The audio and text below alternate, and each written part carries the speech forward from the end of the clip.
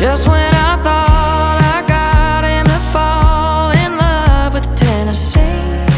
Ela ainda era um pouco conhecida pelo grande público, mas agora ocupa o topo da música nos Estados Unidos.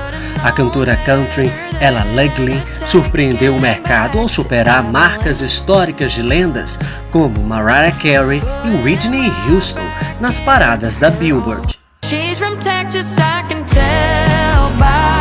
Nascida no Alabama, a artista conquistou milhões de ouvintes com uma mistura de country, rock e folk, consolidando-se como um dos principais nomes da nova geração da música americana.